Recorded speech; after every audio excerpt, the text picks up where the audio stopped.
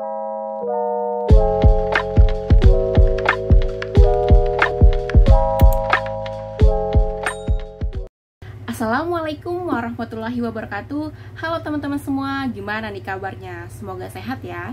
Di kesempatan kali ini aku mau jelasin sedikit nih mengenai korupsi. Pasti teman-teman semua nggak asing kan sama istilah-istilah tersebut?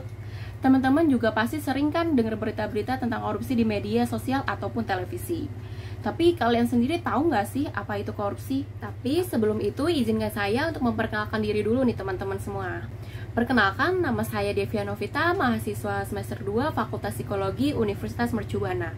Video ini dibuat untuk memenuhi tugas besar 2 mata kuliah Pendidikan Anti Korupsi dan Kode Etik UMB. Di kesempatan kali ini, saya akan menjelaskan materi dengan judul Penyalahgunaan Kekuasaan Terhadap Vaksinasi COVID-19. Kita langsung ke slide berikutnya ya. Apa sih korupsi? Menurut Philip, korupsi didefinisikan sebagai tindakan atau tingkah laku seorang pejabat atau public figure yang melalui jalur penyimpang. Penyimpangan ini merupakan tindakan memanfaatkan suatu kondisi yang menguntungkan diri sendiri namun merugikan orang lain. Secara umum, pengertian korupsi adalah suatu tindakan penyalahgunaan jabatan atau wewenang yang dilakukan oleh seorang pejabat demi mendapatkan keuntungan pribadi. Hal ini juga terkandung dalam Undang-Undang Nomor 24 Tahun 1960. Korupsi kini telah menjadi suatu permasalahan sosial yang terjadi di Indonesia. Korupsi berkembang dengan sangat pesat dan meluas dalam aspek kehidupan masyarakat. Tentu diperlukan upaya yang efektif dalam menyelesaikan korupsi di Indonesia. Upaya pengenalan tentang bahaya korupsi haruslah dilakukan sejak dini. Pencegahan korupsi dapat dilakukan melalui pendidikan, kampanye, dan sosialisasi anti korupsi. Ada dua faktor yang melatar belakangi tindakan korupsi. Yang pertama adalah faktor internal, yang meliputi sifat tamak, tidak bermoral kuat, dan gaya konsumtif yang tinggi. Yang kedua adalah faktor eksternal, yang meliputi kondisi ekonomi yang mendesak atau terlalu tingginya pengeluaran, yang membuat seseorang harus menempuh berbagai cara untuk menghasilkan banyak uang. Nah, teman-teman sekarang sudah tahu kan pemahaman tentang korupsi? Tapi teman-teman tahu nggak sih tindakan apa saja yang dapat disebut dengan korupsi? Slide berikutnya, tindakan yang bisa dikatakan sebagai korupsi, yaitu merugikan keuangan negara. Contohnya menyalahgunakan kewenangan untuk keuntungan sendiri atau orang lain. Yang kedua, suap menyuap. Contohnya seperti menyuap pegawai negeri atau pegawai negeri menerima suap.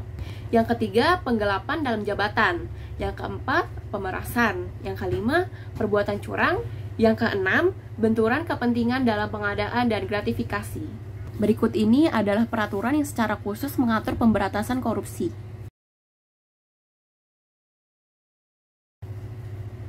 Ternyata dugaan korupsi juga banyak terjadi di lingkungan kita loh. Seperti yang saya alami, beberapa waktu lalu dugaan korupsi yang saya amati di mana sebuah instansi yang menyalahgunakan kekuasaannya terhadap vaksin COVID-19. Pada bulan November tahun 2020, pemerintah daerah Provinsi DKI Jakarta mengesahkan peraturan tingkat daerah provinsi, yakni Peraturan Daerah Provinsi DKI Jakarta Nomor 2 Tahun 2020 tentang penanggulangan Coronavirus Disease 2019. Wamenkumham menegaskan bahwa vaksinasi adalah wajib, yang menolak bisa dikenai sanksi pidana. Majelis Ulama Indonesia atau MUI sudah menerbitkan fatwa halal dan suci terhadap vaksin Sinovac. Dan sudah dikatakan bahwa vaksin COVID-19 ini bisa didapatkan secara gratis oleh masyarakat Indonesia.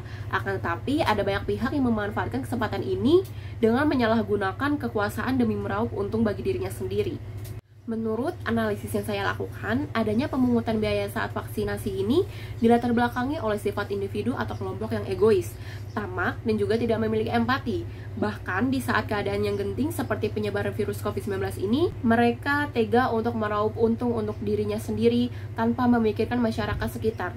Pemungutan biaya vaksin ini bahkan saya rasakan sendiri. Biaya yang dikeluarkan ini bertujuan agar masyarakat mendapat vaksin yang seharusnya bisa didapatkan secara gratis oleh masyarakat.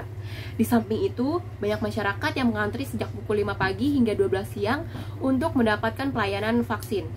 Mereka harus datang lebih awal karena per hari hanya 200 vaksin yang dibagikan kepada warga. Sedangkan antusias masyarakat pada program vaksin ini melebihi kapasitas yang disediakan. Namun, ternyata hal tersebut tidak berlaku demikian apabila kita membayar vaksin tersebut. Masyarakat yang membayar vaksin ini tidak perlu untuk mengantri dan juga tidak memerlukan nomor antrian. Karena begitu Anda membayar, maka Anda akan segera dipanggil untuk mendapat layanan vaksin tersebut.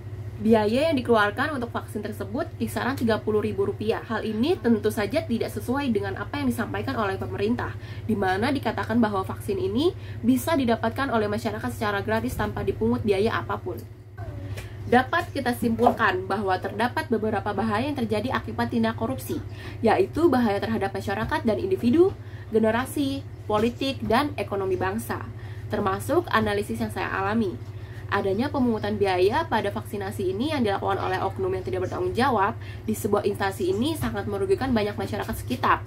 Adanya pemungutan biaya ilegal ini membuat sebagian orang merasa tidak adil, dan juga tindakan ini merupakan kategori yang berupa pemerasan. Karena jika tidak memberi uang, maka vaksinasi tidak akan diberikan kepada yang bersangkutan. Padahal, nyatanya persediaan vaksin masih cukup apabila diberikan pada hari itu juga. Tetapi, oknum tersebut mengatakan bahwa persediaan vaksin yang disediakan telah habis. Hal ini dilakukan untuk memenuhi keinginannya demi meraup untung. Korupsi yang terjadi pada instansi tersebut termasuk ke dalam kategori pemerasan dan juga penyalahgunaan wewenang atau kekuasaan. Slide berikutnya adalah saran. Sangat disayangkan tindakan tercela tersebut dilakukan oleh petugas vaksinasi yang tidak bertanggung jawab. Upaya pemberantasan korupsi di Indonesia sudah dilakukan melalui berbagai cara. Namun, hingga saat ini masih terjadi korupsi dengan berbagai cara yang dilakukan oleh berbagai lembaga. Oleh karena itu, perlu dilakukan langkah-langkah untuk mengatasinya. Antara lain, mendesain dan menata ulang layanan publik, transparansi, pengawasan dan sanksi yang tegas, serta meningkatkan pemberdayaan perangkat pendukung dalam pencegahan korupsi. Masyarakat juga dapat berperan dalam pemberantasan korupsi. Di Indonesia, secara khusus tertuang dalam Peraturan Pemerintah Nomor 43 Tahun 2018 tentang tata cara pelaksanaan peran serta masyarakat dan pemberian penghargaan dalam pencegahan dan pemberantasan tindak pidana korupsi. Pencegahan korupsi juga dapat dicegah dengan adanya pembelajaran mengenai bahaya korupsi di sekolah dasar hingga perguruan tinggi. Berikut ini adalah referensi yang saya gunakan. Terima kasih atas perhatian teman-teman. Semoga yang saya sampaikan tadi bisa bermanfaat untuk kita semua. Dan semoga kita sebagai penerus bangsa ini bisa terhindar dari kasus korupsi. Hidup kesepian tanpa kekasih. Cukup sekian dan terima kasih. Saya akhiri. Assalamualaikum warahmatullahi wabarakatuh.